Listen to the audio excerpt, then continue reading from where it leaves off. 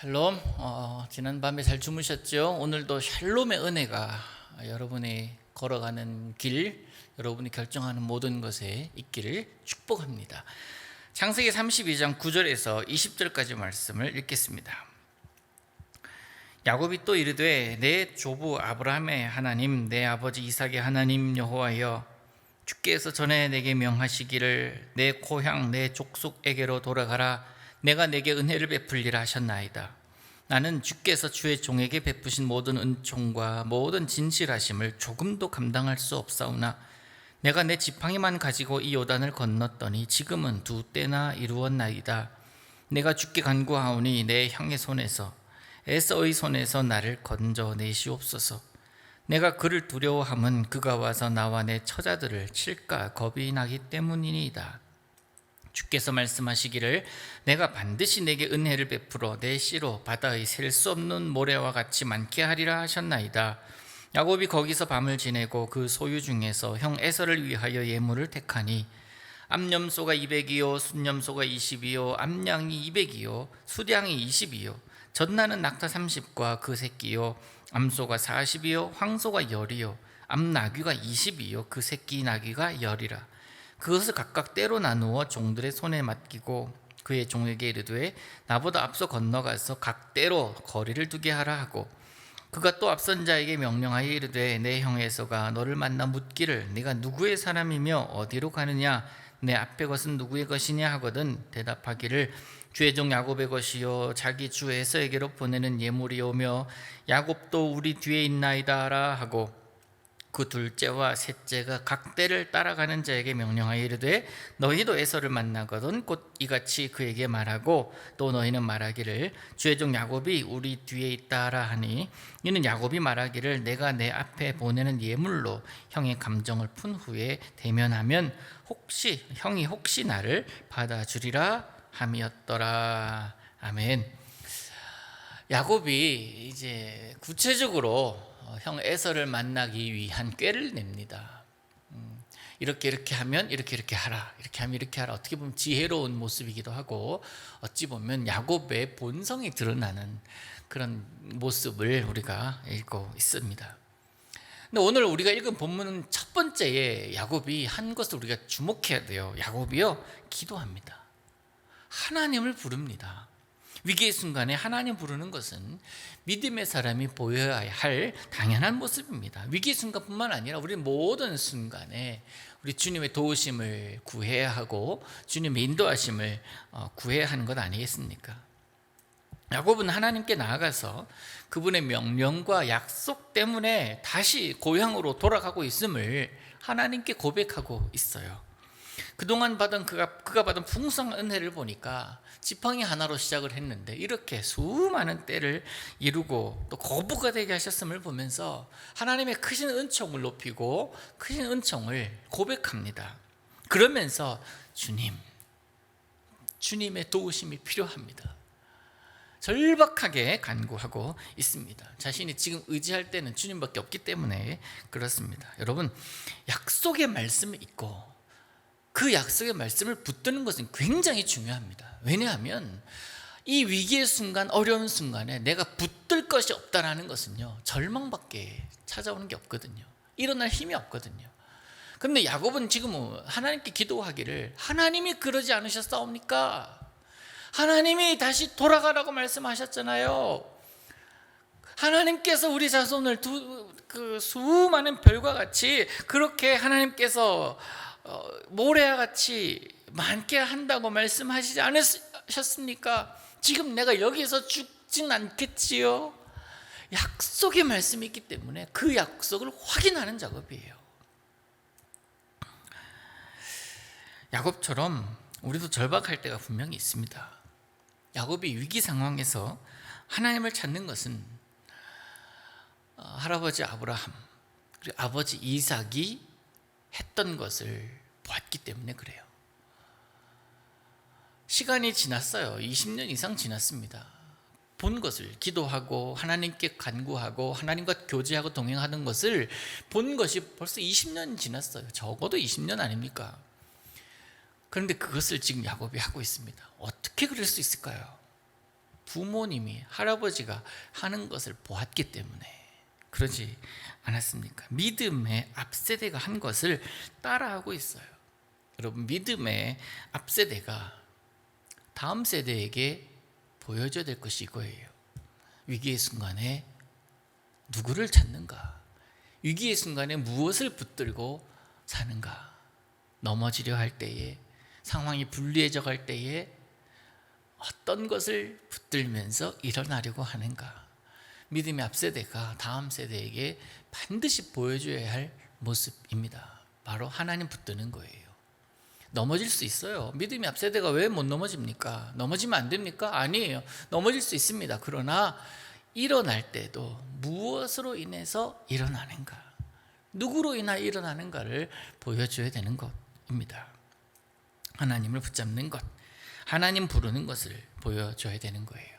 그러면서 약속의 말씀을 기억하면서 하나님 그러지 않으셨습니까? 라고 외칠 수 있는 외침이 있어야 되고, 그것을 가르쳐야 된다는 거예요. 여러분을 향한 하나님의 약속이 있습니까?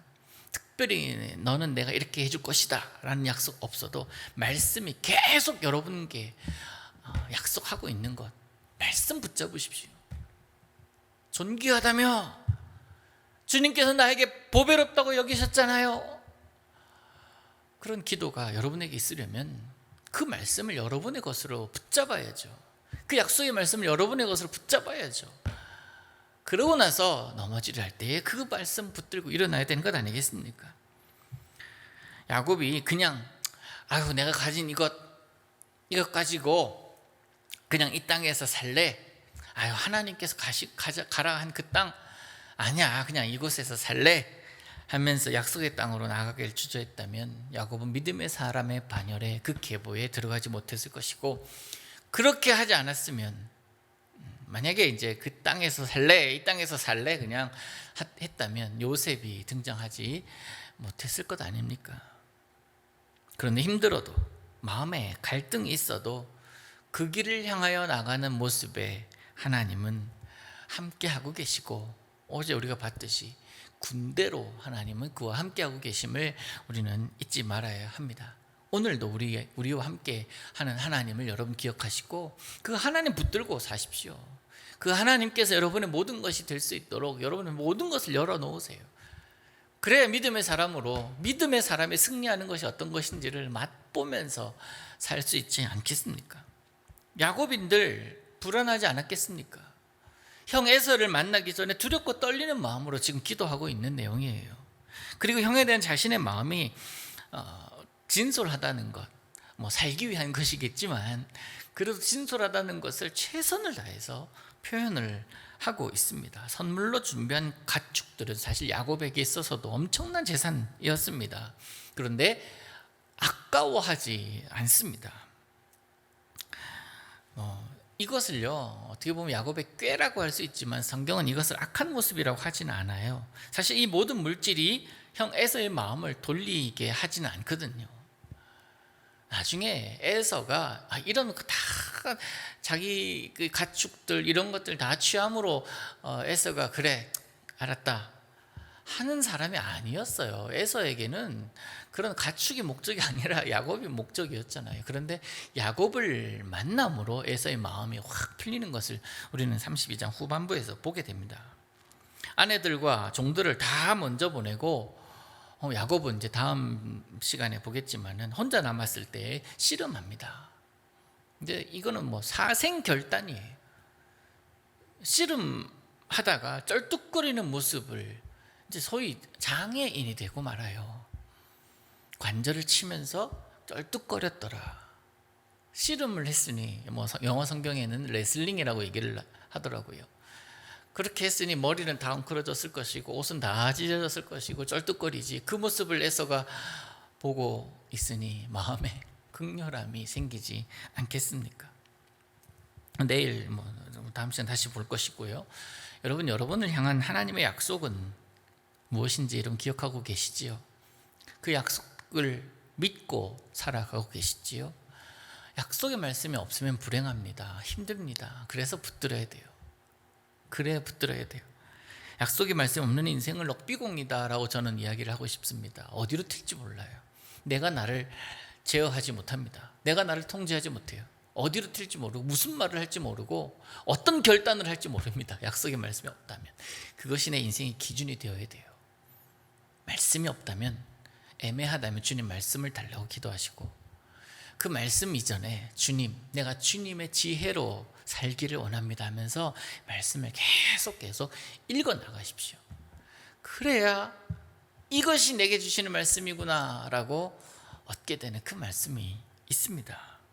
야곱은 힘들어요. 방황하던 인생이었습니다.